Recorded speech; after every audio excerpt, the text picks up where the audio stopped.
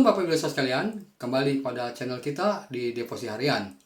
Dan hari ini saya mau bahas tema tentang bagaimana kita berdoa dan berdoa yang sesungguhnya itu modelnya seperti apa sehingga kita sungguh-sungguh berdoa. Nah, Bapak sekalian, saya mau beri pengertian bahwa mengapa kita berdoa.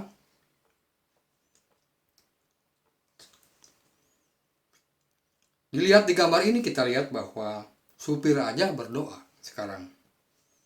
Dan polisi pun sekarang dengan kondisi seperti ini berdoa. Narapidana pun berdoa, Bapak sekalian. Sekarang tentara pun berdoa. Mengapa kita berdoa? Sekarang perawat pun berdoa.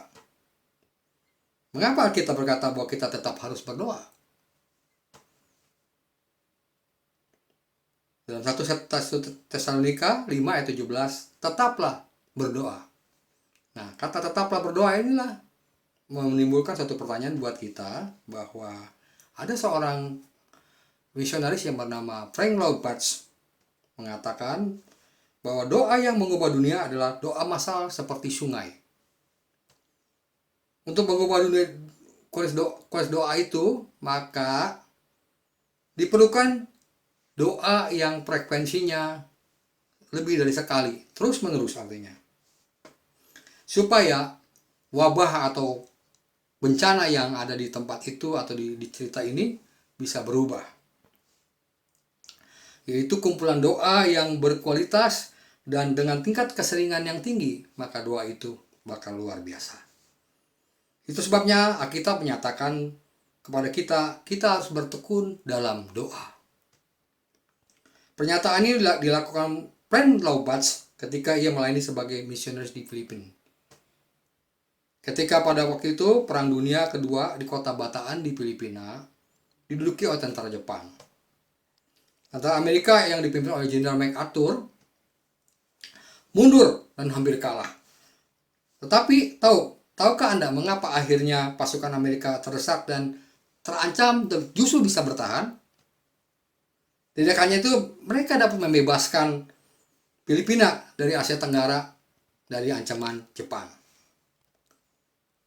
Salah satu penyebab ada kelompok pendoa di tempat itu yang berkomitmen berdoa sepakat. Dan berdoa ini terus menerus. Mereka berdoa terus menerus, tiada henti. Sehingga doanya terus begitu luar biasa, sehingga antara mereka sungguh-sungguh berdoa. Berdoa bukan karena ancaman, tapi berdoa karena kebutuhan mengundang yang ilahi itu. Mereka terinspirasi oleh ucapan daripada Douglas MacArthur yang pada waktu itu pemimpin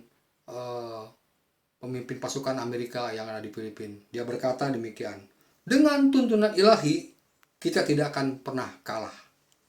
Yang saya katakan, dengan kekuatan Tuhan kita undang roh Tuhan, maka kita akan mendapat kekuatan yang ilahi.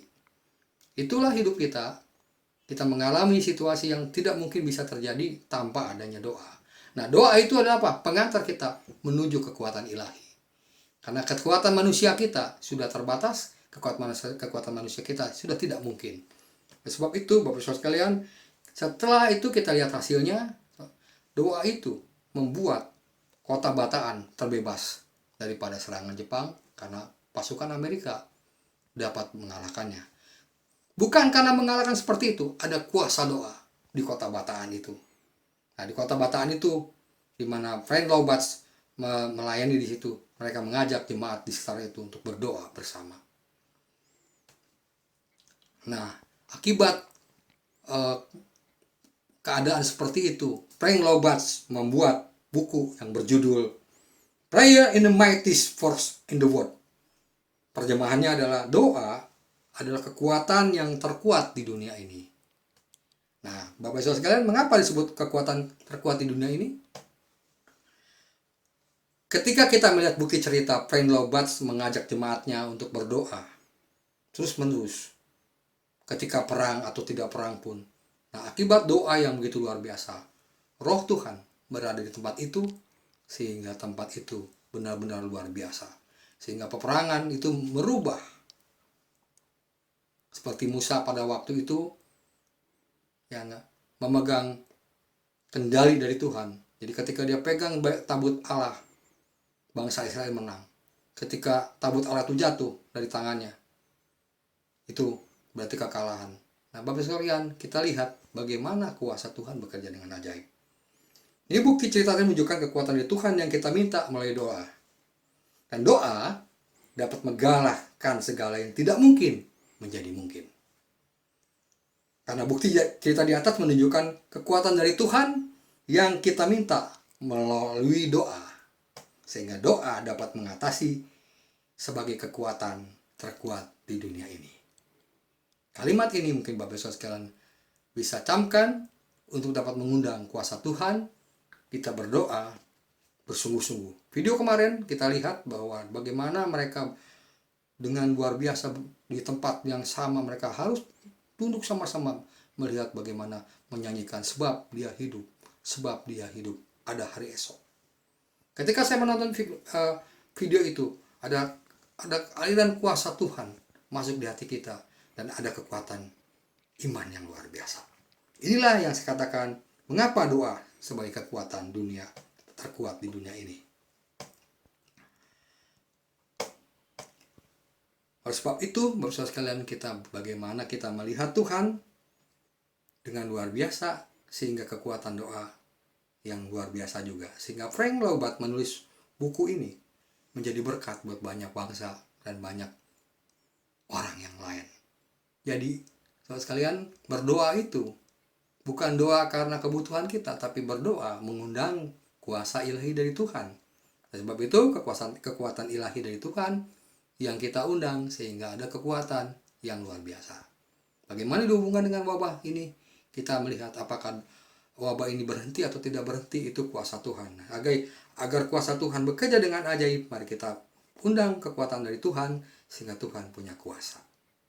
Mari kita berdoa. Terima kasih Tuhan, biarlah apa yang kami sampaikan secara singkat di tempat ini Tuhan menjadi berkat, dan sejarah singkat ini menjadi inspirasi buat kami sehingga kami berdoa bukan karena situasi, tapi kami berdoa karena kebutuhan kami untuk mengundang kekuatan daripada Engkau. Dan kami belajar Tuhan dengan wabah ini menyebabkan bahwa kekuatan kami tidak ada artinya. Kekuatan manusia sangat terbatas. Oleh sebab itu kami butuh Tuhan dan kami berdoa sungguh-sungguh sehingga doa itu mengubah segalanya. Bagaimana segalanya bisa berubah? Tentunya melalui doa yang sungguh-sungguh, yang berkualitas. Artinya kami berdoa sungguh-sungguh, sehati, sepikir, dan satu tujuan, yaitu kami ingin mengundang kuasa Tuhan. Dalam nama Tuhan Yesus kami berdoa. Haleluya. Amin.